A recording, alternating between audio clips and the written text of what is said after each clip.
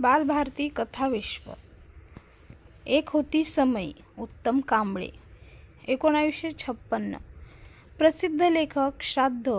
अस्वस्थ नायक. शेवटून आला माणूस इत्यादी कादंबऱ्या. रंग माणसाचे. कथा माणसांच्या. कावळे आणि माणसं. न दिसणारी लढाई. परत्या इत्यादी कथासंग्रह. थोडंसं वेगळं. फिरस्ती. जगण्याच्या जळत्या वाटा. पावलानेच बनते वाट इत्यादी ललित लेखन. पाचव्या बोटावर सत्य. किनाऱ्यावरचा काल पुरुष. खूप दूर पोहोचलो आपण इत्यादी कविता संग्रह प्रसिद्ध. त्यांचे आई समजून घेताना हे पुस्तक लोकप्रिय आहे. साहित्य निर्मितीसाठी तसेच पत्रकारितेसाठी विविध पुरस्कारांनी सन्मानित. आदिवासी भागात पूर्व प्राथमिक शिक्षणाची गंगा घरोघरी पोहोचवण्यासाठी ज्यांनी आपले अवघे आयुष्य वेचले अशा समाजसेविका व शिक्षणतज्ज्ञ अनुताई वाघ यांच्या कार्याचा परिचय प्रस्तुत पाठातून लेखकांनी करून दिला आहे. प्रस्तुत पाठ डोंगरासाठी काही फुले या पुस्तकातून घेतला आहे. काही माणसं वादळं झेलतात आणि पचवतात.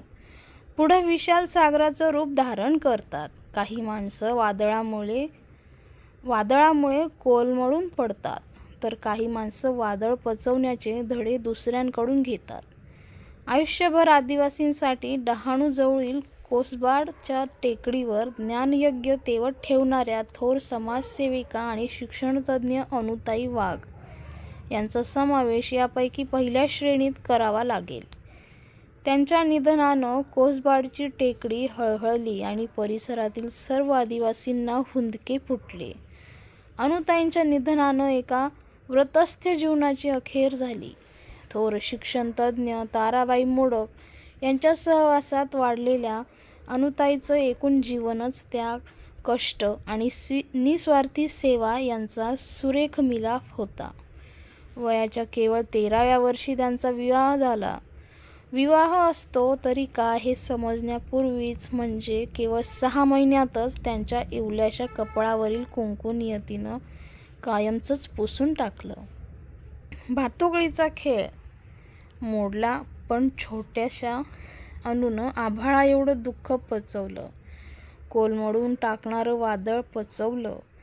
ताराबाईंनी त्यांच्या डोळ्यातील अश्रू पुसले. दुःखाचा डोंगर टाचेखाली चिरडत अनुताई मोठ्या जिद्दीनं उभ्या राहिल्या. त्या कधीही पराभूत न होण्यासाठी. त्यांनी स्वतः शिक्षण घेणं सुरू केलं.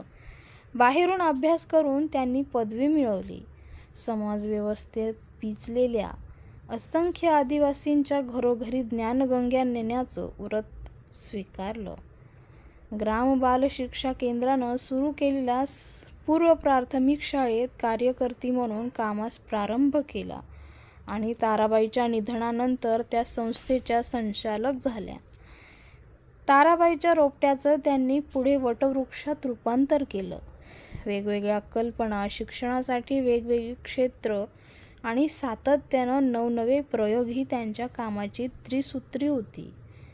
भाकरीच्या शोधात आयुष्य गमावणाऱ्या आणि दारिद्र्याचा शाप कपाळावर घेऊन फिरणाऱ्या असंख्य आदिवासी बालकांना अनुताईंनी आपल्या कर्तृत्वाच्या पंखाखाली आश्रय दिला. मायेची ऊब दिली आणि असंख्य मनांमध्ये ज्ञानाची ज्योत पेटवली.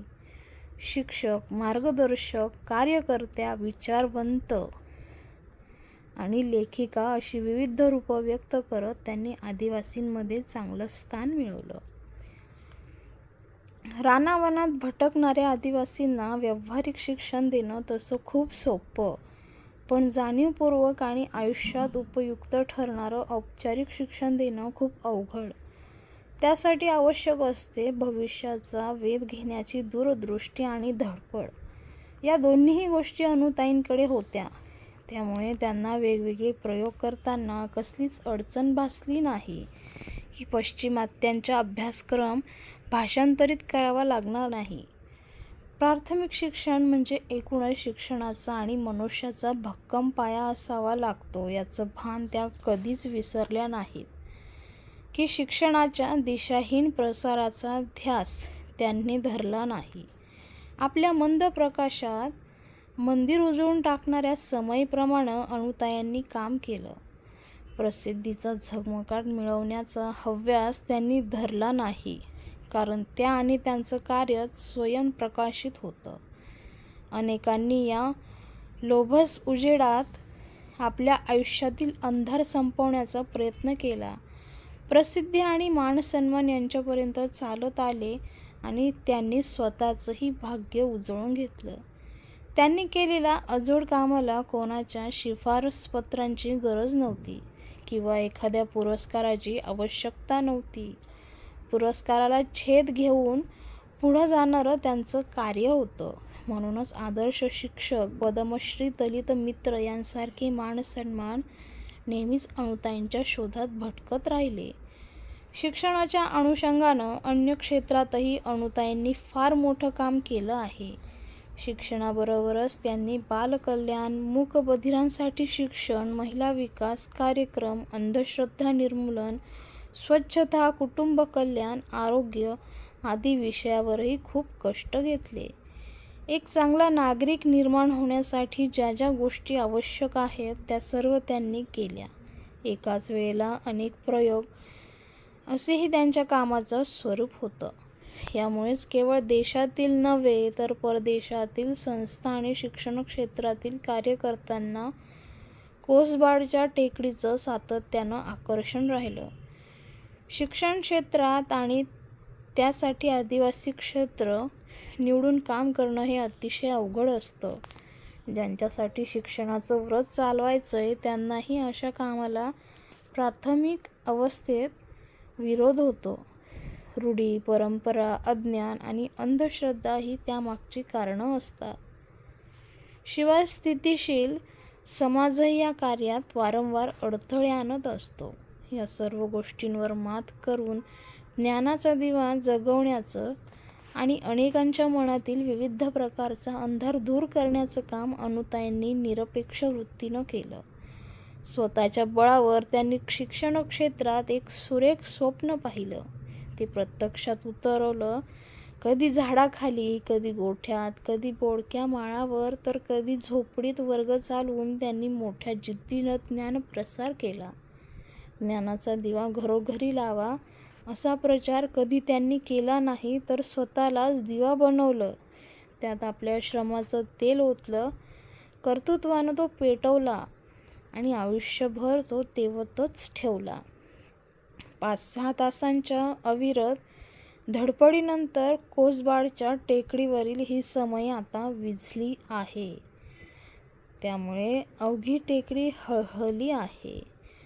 आदिवासींचे डोळे पाणावले असतील तर या सर्वांनी अनुताईच्या पाऊलखुणा जपून ठेवणं हीच त्यांना आदरांजली ठरेल.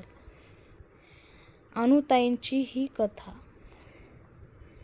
कशी वाटली ते कमेंटद्वारे नक्की कळवा आणि आपल्या अशाच नवनवीन कथा आणि कवितांसाठी बालभारती कथा विश्वला सबस्क्राईब नक्की करा. धन्यवाद.